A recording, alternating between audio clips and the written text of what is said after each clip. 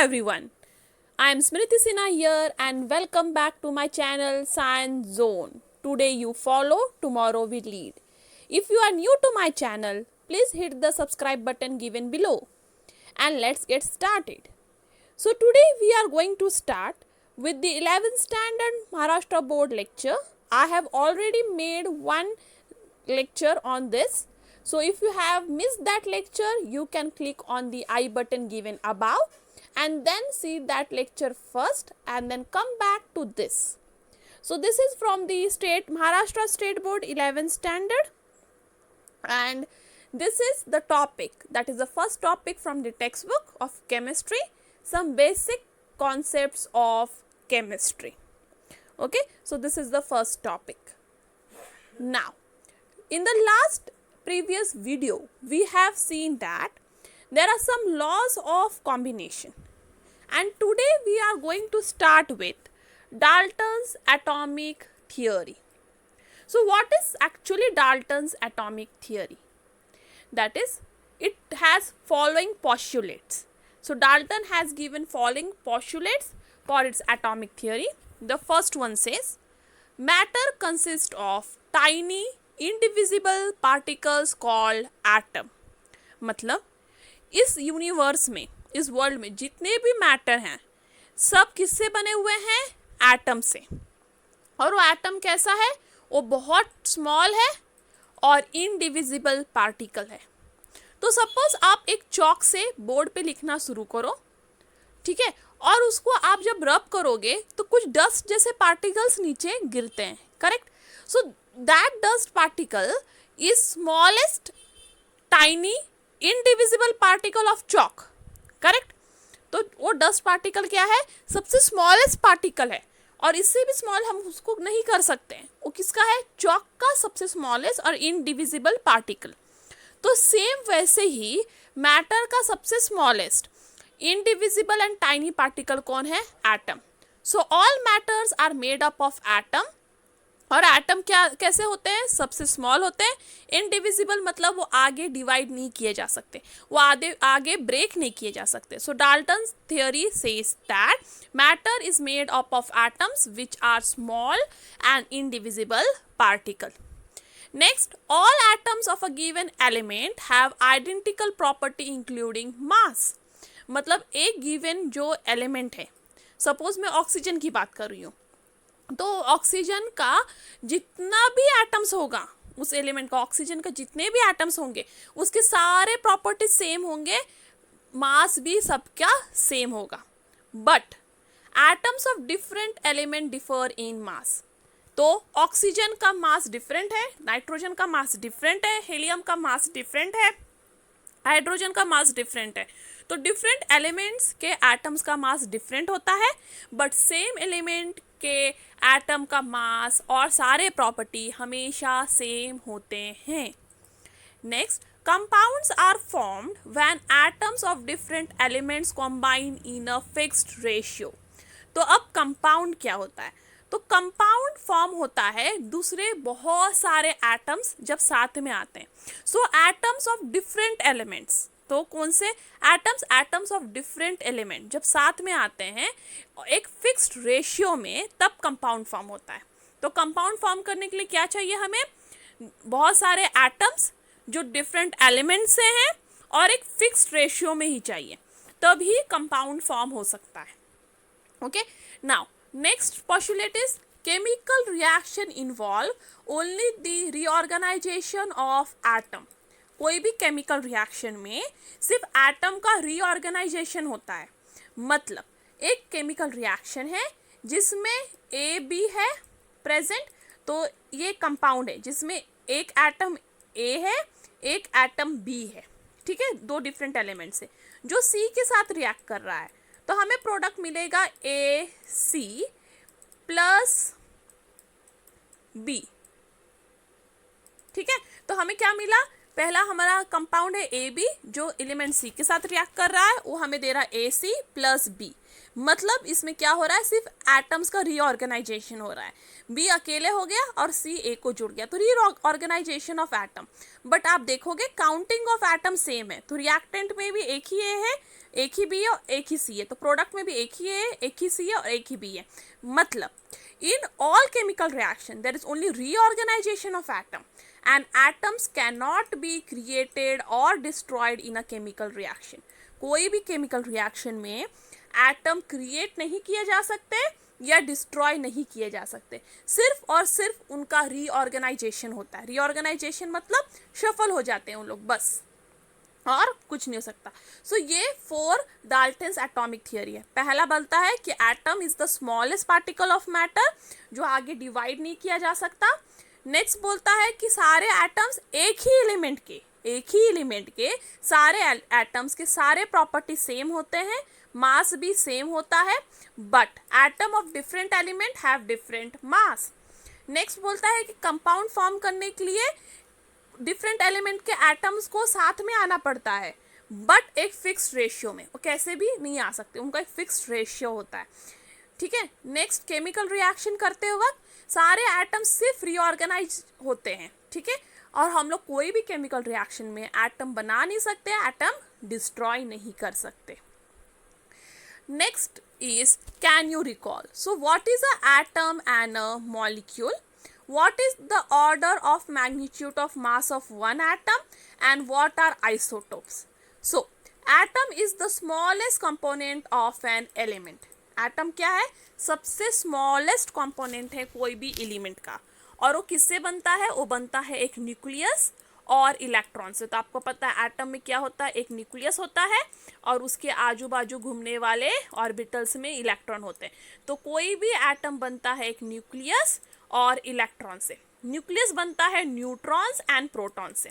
So neutrons and protons are present in nucleus and electrons revolve around it.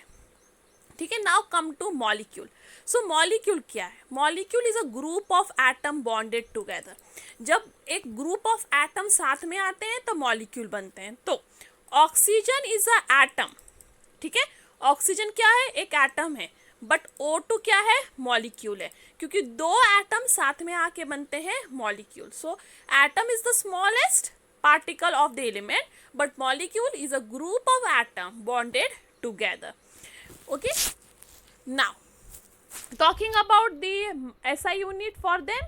So the gram is the SI unit for the atomic or molecular mass. कौन है? ग्राम SI unit है, और SI unit ग्राम होता है 10⁻³ kg. Now talking about isotopes. What are isotopes? तो each of the 2 or more forms of same element that contain equal number of protons but different number of neutron in the nuclei and therefore differ in atomic mass in but not in chemical properties is called as isotope. तो isotope मतलब क्या?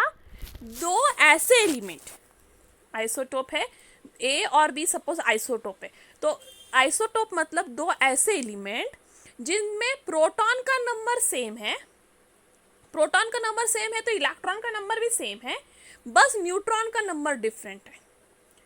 ठीक है। Isotope मतलब 2 ऐसे element जिनके neutron के number different है, और न्यूट्रॉन का नंबर डिफरेंट होने की वजह से एटॉमिक मास भी डिफरेंट है, क्योंकि एटॉमिक मास न्यूट्रॉन के नंबर से ही काउंट होता है।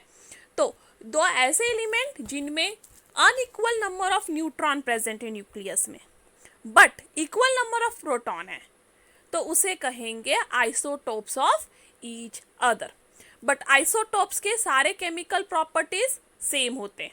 ठीक है। उनका एटॉमिक मास डिफरेंट होता है बट केमिकल प्रॉपर्टीज सेम होते हैं, क्योंकि उनका प्रोटॉन नंबर और इलेक्ट्रॉन नंबर सेम होता है, इसलिए वो दोनों की केमिकल प्रॉपर्टी सेम होते हैं। सिर्फ और सिर्फ एटॉमिक मास डिफरेंट होता है क्योंकि न्यूट्रॉन के नंबर डिफरेंट होते हैं। ठीक है। Next concept is atomic mass. तो इस वर्ड को सुनते ही आपने समझ लिया होगा, एटॉमिक मास मतलब मास of one atom. So atomic mass is the mass of a atom. एक सिंगल एटम के मास को हम कहेंगे एटॉमिक मास।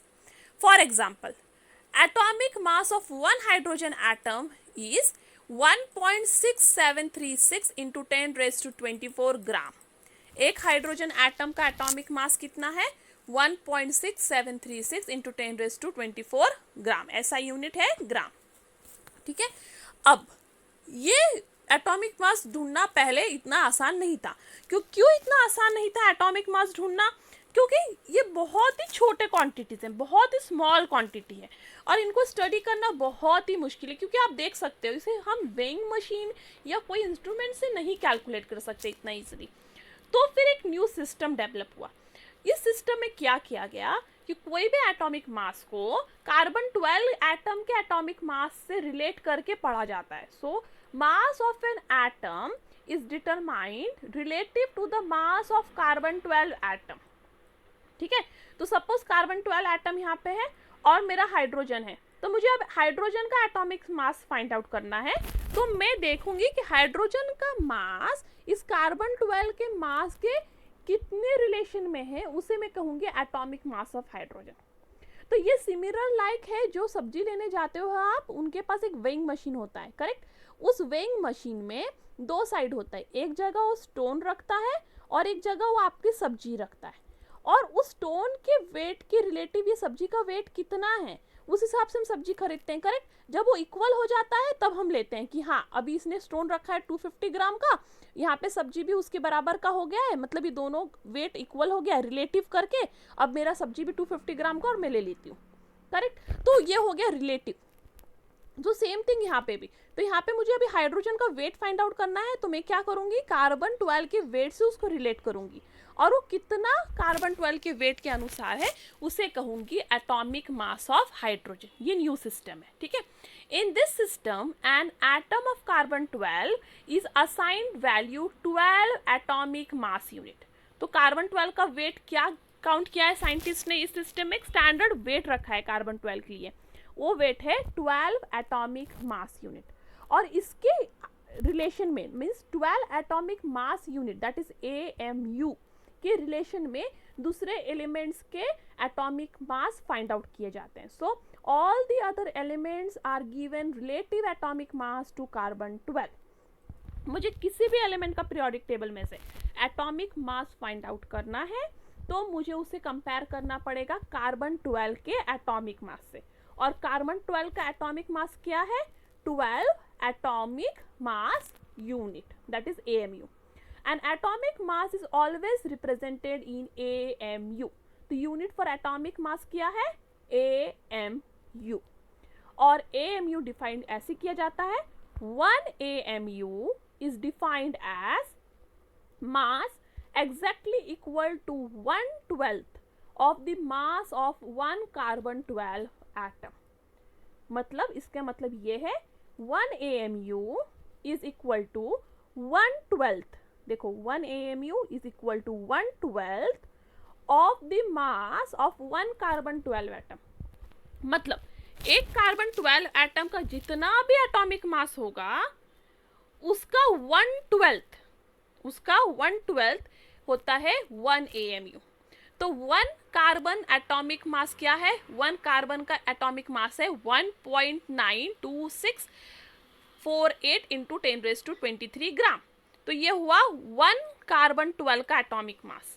तो 1 AMU क्या होगा? इसका 1/12. तो इसको मल्टीप्लाई करेंगे 1/12 से और हमें वैल्यू मिल गया ये. तो ये वैल्यू आपको बाय हार्ट करना, ये इंपॉर्टेंट है क्योंकि 1 AMU is always equal to 1.66056 into 10⁻24 ग्राम. और 1 MU मतलब ही होता है 1/12 of the mass of 1 carbon 12 atom. But recently 1 MU लिखने की जगह बहुत सारे साइंटिस्ट DA या U लिखते हैं. DA मतलब डाल्टन, U मतलब यूनिफाइड मास. ठीक है. D मतलब डाल्टन या फिर U मतलब यूनिफाइड मास. तो AMU की जगह आप ये दो टर्म्स भी यूज कर सकते हैं. तो इससे रिलेटेड एक प्रॉब्लम सॉल्व करते हैं. तो मास of oxygen atom in gram is this much. ठीक है. मास ऑफ ऑक्सीजन एटम ग्राम में आपको बता दिया गया है कि इतने ग्राम है. So what is the atomic mass of oxygen atom in U? ग्राम में दिया हुआ है और आपको एटॉमिक मास फाइंड आउट करना है इन यू। तो आपको पता है, तो अब पहले हम सॉल्यूशन में पहले क्या लिखते हैं, गिवन। तो गिवन क्या है, mass of an atom of oxygen in gram. तो वो क्या है, 26.56896 इंटू 10⁻24 ग्राम। और मुझे फाइंड करना है atomic mass in you. But for finding atomic mass in you मुझे पता चलना चाहिए कि यू का वैल्यू क्या है। तो मैंने अभी स्टडी किया और लर्न किया है कि 1 AMU is equal to 1.66056 into 10⁻24 gram. So 1 AMU is equal to this much gram. तो ये ऐसे हो गया, देखो 12 केले 24 रुपए में, सो 12 बनानास इज इन 24 रुपीज। तो 6 बनाना की कीमत कितनी हुई, इसके लिए आप क्या करोगे, cross multiplication, correct. Same thing अभी आपको इधर भी करना है। तो आपको पता है 1.66056 into 10⁻24 is equal to 1 U। तो अभी मुझे कैलकुलेट करना है 26.56896 into 10⁻24 equal to how much U. तो क्या करूंगी, क्रॉस मल्टीप्लीकेशन। क्रॉस मल्टीप्लीकेशन में क्या हो जाएगा, 26.56896 into 10⁻24 into 1 divide bye 1.66056 into 10⁻24 और इसे कैलकुलेट करोगे तो आपको मिल जाएगा वैल्यू 16U। इसलिए आपने हमेशा नोटिस किया होगा कि ऑक्सीजन का हम लोग मास इन ग्राम हमेशा 16 ग्राम लेते हैं। Why it comes from this, because कोई भी मॉलिक्यूलर का एटॉमिक मास कार्बन 12 के एटॉमिक मास से रिलेट करके पढ़ना है, इसलिए फिर ऑक्सीजन का एटॉमिक मास है 16 ग्राम। और वैसे ही आप कैलकुलेट करोगे तो हाइड्रोजन का है 1U, नाइट्रोजन का है 14U एंड सो ऑन। ठीक है, नेक्स्ट है एवरेज एटॉमिक मास। ठीक है, एटॉमिक मास तो हमने पढ़ लिया, अब एवरेज एटॉमिक मास क्या होता है। तो एवरेज एटॉमिक मास इसलिए पढ़ा जाता है क्योंकि नेचर में सारे एलिमेंट्स मतलब बहुत सारे नहीं पर बहुत सारे एलिमेंट्स आइसोटोप के फॉर्म में पाए जाते हैं। ठीक है, तो ये नेचर में जितने भी बहुत सारे एलिमेंट्स हैं जो आइसोटोप के फॉर्म में पाए जाते हैं, but isotope have different atomic मास। हमने अभी पढ़ा था कि आइसोटोप्स हैव डिफरेंट एटॉमिक मास, क्योंकि उनमें न्यूट्रॉन नंबर डिफरेंट होते हैं, इसलिए एटॉमिक मास डिफरेंट होते हैं। So isotopes have different atomic mass, और इसके वजह से जो एटॉमिक मास एक एलिमेंट का है वो एवरेज लिया जाता है सारे आइसोटोप के एटॉमिक मास का। क्योंकि एक पर्टिकुलर एलिमेंट 4 फॉर्म में पाया जा रहा है नेचर में, तो मैं नहीं कह सकती हूँ कि वो एलिमेंट का मास 12 है।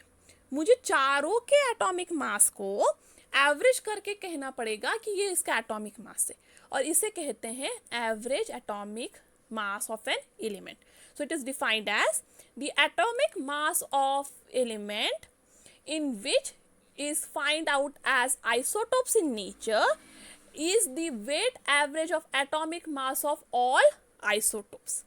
ठीक है, तो एवरेज एटॉमिक मास क्या होता है, सारे आइसोटोप के एटॉमिक मास का एवरेज। अब वो कैसे कैलकुलेट करते हैं, यहाँ पे एक एग्जांपल है। सो कार्बन इस नेचर में 3 फॉर्म में पाया जाता है। ठीक है, कार्बन इस नेचर में कितने फॉर्म में, 3, कार्बन 12, कार्बन 13, कार्बन 14। कार्बन 12 का एटॉमिक मास है 12, कार्बन 13 का एटॉमिक मास है 13, कार्बन 14 का एटॉमिक मास है 14। अब उनका अबंडेंस भी याद करना है, क्योंकि सिर्फ इसको हम लोग एवरेज करके नहीं चलेगा, वो कितने क्वांटिटी में प्रेजेंट है वो भी पता होना चाहिए, तभी हम उसे कैलकुलेट कर सकते हैं एवरेज एटॉमिक मास के लिए। तो इसका सिर्फ हम एवरेज कर देंगे तो आंसर हमें गलत मिलेगा। क्यों, क्योंकि कार्बन 12 सबसे ज़्यादा नेचर में पाया जाता है और कार्बन 14 बहुत ही कम, तो इसका एवरेज हमें सही आंसर नहीं दे सकता। ठीक है, तो उसमें हमको रिलेटिव अबंडेंस का भी एवरेज लेना पड़ेगा। तो relative abundance of carbon 12 is 98.89, carbon 13 is 1.1 and carbon 14 का तो बहुत ही कम है, 2 × 10⁻⁻10। अब एवरेज एटॉमिक मास कैसे फाइंड करना है, 12 इंटू 98.892 डिवाइड बाई 100, क्योंकि परसेंटेज में है इसलिए आप इसको डिवाइड बाई 100 करोगे, प्लस एवरेज निकालना है इसलिए plus 13 into 1.108 divide by 100 plus 14 into 2 into 10⁻⁻10 divide by 100, और ये पूरा को सॉल्व करोगे तो मिल जाएगा 12.011 U। तो actually average atomic mass of carbon is not 12 but 12.011 U। ये है average atomic mass of carbon. ठीक है, अब वैसे ही आपको नियॉन के लिए फाइंड आउट करना है। तो नियॉन का है 3 आइसोटोप्स, नियॉन 20, नियॉन 21, नियॉन 22। उनके एटॉमिक मास दिए हुए हैं, उनके नेचुरल अबंडेंस दिए। ये एग्जाम में हमेशा टेबल आपको मिलेगा। अब इसके बेसिस पे आपको average atomic mass find out करना है। अब मैं आप सबको सजेस्ट करूंगी कि आप ये फॉर्मूला नोटबुक में कहीं नोट डाउन कर लें कि ये फॉर्मूला पिछले वाले जो टेक्स्ट बुक में दिया हुआ फॉर्मूला है उससे आसान है और आपको सॉल्व करने के लिए भी आसानी होगी। यहाँ पे क्योंकि बहुत ही ज़्यादा उन्होंने खिचड़ी कर दी है, यहाँ पे बहुत आसानी से दिया है और आपको याद भी रहेगा ये फार्मूला। जस्ट थिंक क्या करना है आपको, सपोज कार्बन के बारे में फाइंड आउट करना है तो यहाँ पे नियॉन को आपने रिप्लेस कर देना है कार्बन से, कार्बन 12, कार्बन 13, कार्बन 14।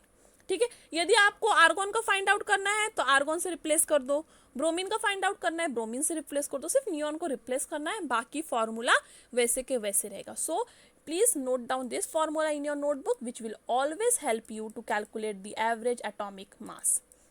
तो फार्मूला कैसा है, atomic mass of one isotope into its percent abundance plus atomic mass of second isotope into its percent abundance plus atomic mass of third isotope into its percent abundance divide by 100। क्योंकि ये percentage में दिया हुआ है इसलिए हम commonly इसको divide कर देते हैं 100 से। ठीक है, अब हम नियॉन की बात कर रहे हैं तो नियॉन का फर्स्ट वाला है 9, इसका एटॉमिक मास है 19.9924 इंटू अबंडेंस है 90.92 प्लस सेकेंड का एटॉमिक मास है 20.9940, उसका अबंडेंस है 0.26 प्लस उसका एटॉमिक मास है थर्ड वाला आइसोटोप का 21.9914 into its abundance 8.82 divide by 100। इसको सॉल्व करोगे तो मिल जाएगा आपको वैल्यू एवरेज एटॉमिक मास। ठीक है, तो इस तरह से आप किसी भी एलिमेंट का average atomic mass find out कर सकते हो। Next is molecular mass. So जैसे एटॉमिक मास पढ़ा, atomic mass was the mass of one atom. अब molecular mass is the mass of the whole molecule, correct। So molecular mass of a substance is the sum of average atomic mass of atom of an element which constitute the molecule। इसका मतलब है कोई भी molecule atom से बनता है। हमने अभी पढ़ा है कि group of atoms make molecule। ठीक है, तो कोई भी सब्सटेंस का यदि मॉलिक्यूलर मास फाइंड आउट करना है तो उस मॉलिक्यूल में प्रेजेंट सारे एटम्स का एवरेज एटॉमिक मास को ऐड करना पड़ेगा। ठीक है, तो सपोज मुझे वाटर का मॉलिक्यूलर मास फाइंड आउट करना है तो वाटर के मॉलिक्यूलर मास के लिए मुझे हाइड्रोजन का एटॉमिक मास प्लस ऑक्सीजन का average atomic mass of hydrogen plus average atomic mass of oxygen को ऐड करके मुझे मॉलिक्यूलर मास ऑफ वाटर मिलेगा, क्योंकि वाटर हाइड्रोजन और ऑक्सीजन से बनता है। ठीक है, तो नेक्स्ट स्टेटमेंट है molecular mass of a substance is the mass of one molecule of that substance to the mass of one carbon 12 atom. Same as atomic mass की तरह ही यहाँ पे भी आपको मॉलिक्यूलर मास के लिए उसको वन कार्बन 12 एटम से ही कंपेयर करना है। तो हर जगह आपको कोई भी मास निकालना है एटॉमिक या मॉलिक्यूलर, आपको उसको वन कार्बन 12 एटम से ही कंपेयर करना है। तो कैसे कैलकुलेट करते हैं molecular mass, suppose for carbon dioxide, तो कार्बन डाइऑक्साइड में कार्बन और ऑक्सीजन है, सो इसलिए ये हो जाएगा 1 इंटू एवरेज एटॉमिक मास। ये वर्ड आपने भूलना नहीं है, मॉलिक्यूलर मास के लिए आपको हमेशा average atomic mass of atom ही लेना है। तो 1 into average atomic mass of carbon plus 2 into average atomic mass of oxygen is equal to, तो average atomic mass of carbon is 12U plus average atomic mass of oxygen is 16U which is equal to 44U. तो CO2 का हो गया 44U. ये round figure करके हमने लिया है क्योंकि हम लोग पॉइंट्स में वैल्यू याद नहीं रख सकते एग्जाम में, इसलिए हमेशा पॉइंट ये मतलब राउंड फिगर करके ही आपने याद रखना है. तो average atomic mass of carbon 12.011 आया था, नियरली इक्वल टू 12, इसलिए आप उसको 12 ही काउंट करोगे. ठीक है. Next for more example of water, so 2 into 1U, क्योंकि हाइड्रोजन का 1U है प्लस 16U ऑक्सीजन का, इसलिए molecular mass of water is 18U. अब क्लोरोबेंजीन का तो 6 into 12U, क्योंकि कार्बन का 12U है, हाइड्रोजन का 1U है और क्लोरीन का होता है 35.5U. तो टोटल हो गया 112.5U. अब H2SO4 का फाइंड आउट करना है तो वाटर का 1U, 2 into 1U plus sulphur का 32U इंटू ऑक्सीजन का 16 means 4 into 16U which is equal to 98U. So H2SO4 का मॉलिक्यूलर मास है 98U. और इस तरह आप किसी भी मॉलिक्यूल का मॉलिक्यूलर मास कैलकुलेट कर सकते हो. तो यहाँ पे आपको एक नेक्स्ट क्वेश्चन है, find the mass of one molecule of oxygen in AMU and in gram, दोनों में फाइंड आउट करना है. तो पहले हम फाइंड आउट करेंगे AMU. तो molecular mass of oxygen is 2 into 16U, क्योंकि एक ऑक्सीजन का कितना होता है 16U, इसलिए O2 है तो हो गया 2 into 16 that is 32U. So molecular mass of oxygen is 32U. ये मिल गया हमें AU में. अब हमें ग्राम में कन्वर्ट करना है. तो आपको याद है 1U इक्वल्स टू, यदि वो रिलेशन आपने एटॉमिक मास का देखा है, ठीक से नोट डाउन किया है तो आपको पता होगा 1U इक्वल्स टू 1.66056 इंटू 10⁻⁻24 ग्राम. जिन बच्चों को याद नहीं है उनको मैं वो स्लाइड दिखा देती हूँ कि उन्हें याद आ जाए. यहाँ पे हमने कैलकुलेट किया था 1U equals to 1 into 66056 into 10⁻24 gram, क्योंकि 1U is 1/12 of the mass of carbon 12. और इसलिए अभी हमने क्या फाइंड आउट किया है, molecular mass of oxygen in U. अब उसको ग्राम में कन्वर्ट करने के लिए हम इसे मल्टीप्लाई कर देंगे और इसलिए हो जाएगा 53.1379 into 10⁻⁻24 gram. Next is formula mass. तो अभी एटॉमिक मास और मॉलिक्यूलर मास तक ठीक है. Now what is formula mass. देखो, बहुत सारे सब्सटेंस आयोनिक फॉर्म में प्रेजेंट होते हैं. तो आयोनिक मतलब क्या, जैसे NaCl. NaCl के बीच में कभी बॉन्ड नहीं होता. ठीक है, NaCl में कभी बॉन्ड नहीं होता. Na+Cl-, ये दो जो चार्जेस है एक दूसरे को होल्ड करके रखते हैं, क्योंकि opposite charge attract each other, इसलिए दो चार्जेस एक दूसरे को होल्ड करके रखते हैं, उनमें बॉन्ड नहीं होता. इसे बोलते हैं आयोनिक कंपाउंड. अब आयोनिक कंपाउंड में प्रॉब्लम ये है कि एक Na बहुत सारे Cl को सराउंडेड होता है. एक Na बहुत सारे Cl को सराउंडेड होता है, बट हम वो सारे Cl को Na से नहीं जोड़ सकते. तो आपने हमेशा सुना होगा सॉल्ट का फॉर्मूला NaCl है. हम ऐसे कभी नहीं लिखते NaCl6, कभी भी सिर्फ NaCl लिखते हैं. तो एक्चुअली ये फॉर्मूला है, it is not a molecule, it is a formula.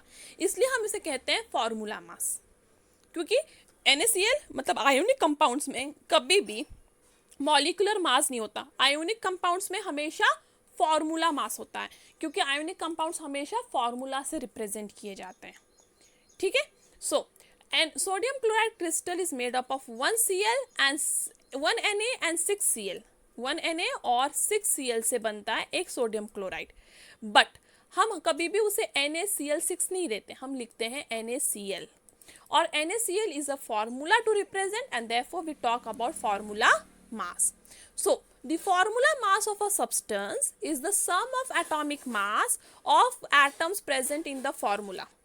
Formula mass के लिए क्या होता है, जितने भी एटम्स प्रेजेंट है उस फॉर्मूला में उनके एटॉमिक मास का सम, मतलब Na का एटॉमिक मास का सम प्लस Cl का एटॉमिक मास. तो ये दोनों को जब हम ऐड कर देंगे तो हमें मिल जाएगा formula mass. So formula mass of a substance is the atomic mass, sum of atomic mass of these atoms present in the formula.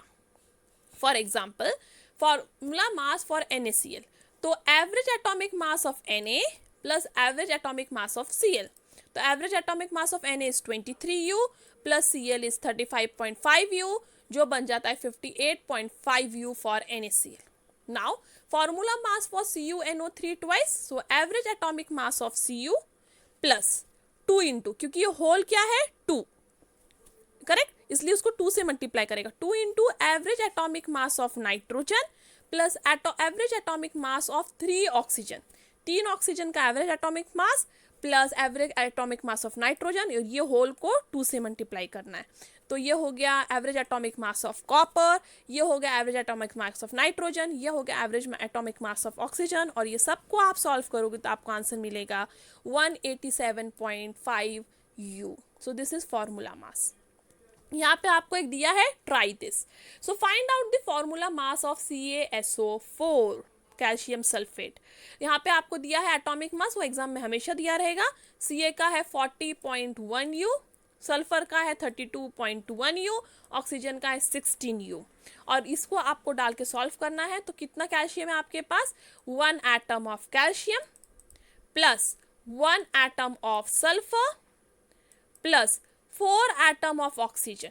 ठीक है, 1 atom of calcium plus 1 atom of sulphur plus 4 atom of oxygen which is equals to 40U plus, यहाँ पे 0.1 नहीं लिखा है मैंने, आप लिख सकते हो 40.1U plus 32.1U plus 4 into 16U, ये बन जाएगा 40.1U plus 32.1U into 4 into 16 is 64U, which is equal to 136.2U. तो इसका आंसर आएगा आपका 136.2U. So the formula mass of CaSO4 is 136.2U. Next concept is mole. So what is mole? So 1 mole is the amount of substance that contains many entities or particles, as there are atoms exactly 12 gram of carbon 12 isotope. So 1 mole मतलब क्या? पहले हम ये समझते हैं मोल क्यों है.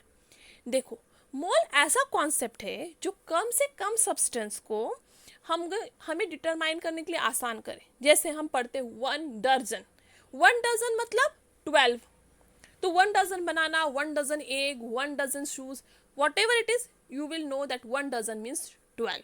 वैसे ही मोल्स, तो मोल्स होते हैं अमाउंट ऑफ सब्सटेंस या पार्टिकल, उस पर्टिकुलर ग्राम जो भी आपको दिया हुआ है सब्सटेंस, उसमें कितने मॉलिक्यूल ऑफ पार्टिकल है वो डिटरमाइन करने के लिए हमें हेल्प करता है 1 मोल. और जैसे सब एटॉमिक मास के लिए, मॉलिकुलर मास के लिए, सारे मासेस के लिए हम किससे कंपेयर करते हैं, कार्बन 12 आइसोटोप से. तो यहाँ पे भी 1 मोल के लिए भी हम कंपेयर करेंगे कार्बन 12 आइसोटोप से. So 1 mole of substance means the number of particles present in the atoms which is exactly equal to 12 gram of oxygen. मतलब 12 ग्राम के ऑक्सीजन में कितने पार्टिकल्स प्रेजेंट है, मतलब कितने एटम्स प्रेजेंट है. करेक्ट, कार्बन एटम से बना हुआ है, तो 12 ग्राम ऑफ कार्बन दिया मैंने सपोज आपको, तो उसमें कितने पार्टिकल्स हैं, कितने मॉलिक्यूल, कितने एटम्स प्रेजेंट है, उसे कहेंगे 1 मोल. ठीक है, तो let us calculate the number of atoms in 12 gram of carbon 12 isotope. वो हमें कैलकुलेट करना पड़ेगा, क्योंकि 1 मोल फाइंड आउट करना है तो हमें पता लगाना पड़ेगा कि कितने एटम प्रेजेंट है कार्बन 12 के आइसोटोप में. So mass of 1 carbon 12 atom is this much. एक कार्बन 12 का एटम का मास कितना है, इतना. Now mass of 1 mole of carbon 12 is this much. हमने पढ़ा है 1 मोल ऑफ कार्बन 12 का मास कितना है, 12 ग्राम. ठीक है, so number of particle 1 gram में कितना है, इतना. 1.992648 इंटू 10⁻⁻23 ग्राम. तो number of atoms in 12 gram मतलब क्रॉस मल्टीप्लाई करोगे, correct, 12 into 1 divide by this. So it will be like this and you will get answer this. सो ये एक नंबर है जो आपको याद रखना है. It is very very important number, that is 6.023. इसे राउंड फिगर करके हम याद रखते हैं, 6.023 into 10⁻23 atom per mole. Means 1 mole of a given substance, 1 mole of any given substance, ये वर्ड याद रखना है, 1 mole of any given substance will always contain 0.6.023 into 10⁻23 particle. मैंने आपको कहा कि मैंने आपको 1 मोल ऑफ ऑक्सीजन दिया है, या 1 मोल ऑफ नाइट्रोजन दिया है, या 1 मोल ऑफ कार्बन दिया है। दुनिया में कोई भी एलिमेंट का मैं 1 मोल आपको दे रही हूँ, मतलब मैं आपको कितने पार्टिकल दे रही हूँ, 6 इंटू 0.23 इंटू 10⁻23 पार्टिकल। क्योंकि जितने भी दुनिया में एलिमेंट्स हैं उनका 1 मोल मतलब होता है 6.023 इंटू 10⁻23 पार्टिकल। ये याद रखना है। 1 mole of any substance contain 6.023 into 10⁻23 particles. वो पार्टिकल्स एटम हो सकते हैं, वो पार्टिकल्स मॉलिक्यूल हो सकते हैं, कुछ भी हो सकते हैं, बट उनका वैल्यू यही रहेगा। So it is given like this: 1 mole of oxygen contains the same number of particles. 1 mole of water also contains same. 1 mole of sodium chloride also contains the same number of particles. जैसे 1 dozen, 1 dozen of egg 12, 1 dozen of banana 12, 1 dozen of apple 12, सब 12 ही contain करेंगे। Standard है, वैसे ही मोल भी एक standard है। 1 mole of any substance will consist this many number of particles only. Next, molecular mass. तो अभी हमने मोलर मास, तो हमने अभी मोल कॉन्सेप्ट पढ़ा, अभी मोलर मास। तो मोल को मास में कन्वर्ट करेंगे तो बन जाएगा molar mass. So the mass of 1 mole of substance in gram is called as molar mass. कोई भी सब्सटेंस का 1 मोल ग्राम में उसे कहेंगे मोलर मास। ठीक है। So the molar mass of any element in gram is always equal to its atomic mass. ठीक है, कोई भी सब्सटेंस का मोलर मास ग्राम में हमेशा उसके एटॉमिक मास को ही इक्वल होता है। सो हाइड्रोजन का एटॉमिक मास है 1U, उसका मोलर मास है 1 ग्राम पर मोल। कार्बन का एटॉमिक मास है 12U, उसका मोलर मास है 12.0 gram per mole. And same for oxygen. ठीक है, same thing for substance. So any molar mass of any substance for polyatomic molecule. Polyatomic मतलब जिस molecule में बहुत सारे एटम्स हैं, बहुत सारे टाइप के एटम्स हैं। ठीक है, so molar mass of any substance in a polyatomic molecule is gram in numerical value equal to is molar mass of the formula mass। मतलब मोलर मास और फॉर्मूला मास सेम होगा सारे molecules के लिए। तो यहाँ पे देख सकते हो O2 एक मॉलिक्यूल है जिसका फॉर्मूला मास है 32U, उसका मोलर मास भी है 32 ग्राम पर मोल। NaCl उसका फॉर्मूला मास है 58.5U, उसका मोलर मास भी है 58.5 ग्राम पर मोल।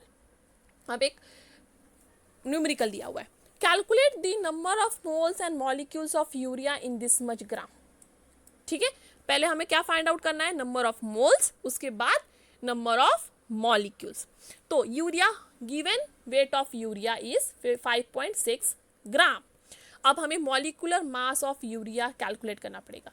तो मॉलिक्यूलर मास ऑफ यूरिया का फॉर्मूला लिखना पड़ेगा पहले, ये NH2CONH2 ये है उसका फॉर्मूला यूरिया का। तो उसका मॉलिक्यूलर मास कैलकुलेट करो 2 इंटू, ठीक है, 2 into average atomic mass of nitrogen, क्योंकि 2 नाइट्रोजन है इसमें, plus 4 into average atomic mass of hydrogen, क्योंकि 4 हाइड्रोजन है, plus 1 into average atomic mass of carbon, क्योंकि 1 कार्बन है, plus 1 into average atomic mass of oxygen, क्योंकि 1 ऑक्सीजन है।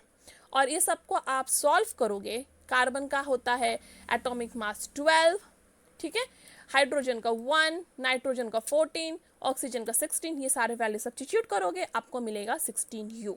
और आपको पता है कोई भी पॉलीएटॉमिक मॉलिक्यूल के लिए उसका फॉर्मूला मास या मॉलिक्यूलर मास उसके मोलर मास को इक्वल होता है। तो molar mass of urea is now 60 gram per mole. ये हो गया। अब हमें पता लगाना है number of moles. So number of moles का ये फॉर्मूला है, mass of urea in gram divide by molar mass of urea in gram per mole. ये फॉर्मूला बहुत इंपॉर्टेंट है, इसे वापस नोट डाउन कर लो, ठीक है। तो जब भी आपको नंबर ऑफ मोल्स निकालना है आप क्या करोगे, मास ऑफ यूरिया इन ग्राम जो आपको दिया है गिवन में, और जो मोलर मास आपने कैलकुलेट किया है उससे डिवाइड करना है। तो दिया है 5.6, मैंने कैलकुलेट किया 60, उससे डिवाइड किया तो मुझे मिला मोल 0.0933 मोल्स। अभी मुझे मोल्स मिल गया, number of molecule find out करना है। तो नंबर ऑफ मॉलिक्यूल का फॉर्मूला है number of moles into Avogadro constant. Avogadro constant मतलब 6.023 इंटू 10⁻23 मॉलिक्यूल्स। ये कांस्टेंट वैल्यू है, इसलिए इसे एवोगाड्रो कांस्टेंट बोलते हैं। तो ये आपने उसको मल्टीप्लाई कर लिया नंबर ऑफ मोल्स के लिए, 1 मोल में इतना, तो 1 मोल में 6.023 इंटू 10⁻23 पार्टिकल होते हैं, तो इतने मोल में कितना पार्टिकल है, cross multiply, simple cross multiplication कि 1 मोल में 6.023 इंटू 10⁻23 पार्टिकल्स हैं, तो मेरे 0.09 मोल में कितने हैं, तो आप क्रॉस मल्टीप्लाई करोगे, तो क्रॉस मल्टीप्लाई करने के बाद आपको ये वैल्यू मिल गया, ठीक है। और इसलिए number of moles is 0.0933 mole and number of particle is this many. So this is how you can solve this problem easily. Next concept is moles and gases. देखो, अभी तक हमने सॉलिड सब्सटेंस के बारे में बात किया है, पर इस नेचर में बहुत सारे सब्सटेंस है जो गैशियस फॉर्म में पाए जाते हैं, और गैशियस फॉर्म में जब पाए जाते हैं तब हम मास के बारे में नहीं बात कर सकते, तब हमको वॉल्यूम के बारे में बात करना होगा, क्योंकि गैस वॉल्यूम के फॉर्म में होता है, तब हम मास ये कॉन्सेप्ट यूज नहीं कर सकते। तो उसके लिए ये कॉन्सेप्ट आया था मोल्स एंड गैसेस। तो 1 mole of gas occupies a volume of 22.4 decimeter cube at standard temperature. Standard temperature मतलब 0 degree Celsius and standard pressure मतलब 1 एटमॉस्फेयर। अभी मैंने जैसे आपको बताया 1 mole of any substance consists of 6.023 into 10⁻23 particles। कोई भी 1 mole of substance में इतने ही particles होते हैं। वैसे ही सेम 1 मोल ऑफ गैस में हमेशा इतना ही वॉल्यूम होता है, ठीक है, सेम कॉन्सेप्ट है। 1 मोल ऑफ कोई भी सब्सटेंस में उतने ही पार्टिकल होते हैं, वैसे ही 1 मोल ऑफ कोई भी गैस में, कोई भी गैस हो, ऑक्सीजन हो, हाइड्रोजन हो, नाइट्रोजन हो, हीलियम हो, कोई भी गैस में 1 मोल ऑफ उस गैस में 22.4 डेसीमीटर क्यूब पार्टिकल ही होते हैं, वॉल्यूम ही होता है। और ये वॉल्यूम कौन से इसमें कैलकुलेट करोगे आप, 0 डिग्री सेल्सियस और 1 एटमॉस्फेयर में ही, ठीक है। So the volume of 22.4 decimetre cube at STP मतलब स्टैंडर्ड टेम्परेचर प्रेशर, एसटीपी मतलब standard temperature pressure is known as molar volume of gas. और ये वैल्यू आपको याद रखना है कि हर कोई गैस में कितना वॉल्यूम होता है, 22.4 decimetre cube at standard temperature and pressure.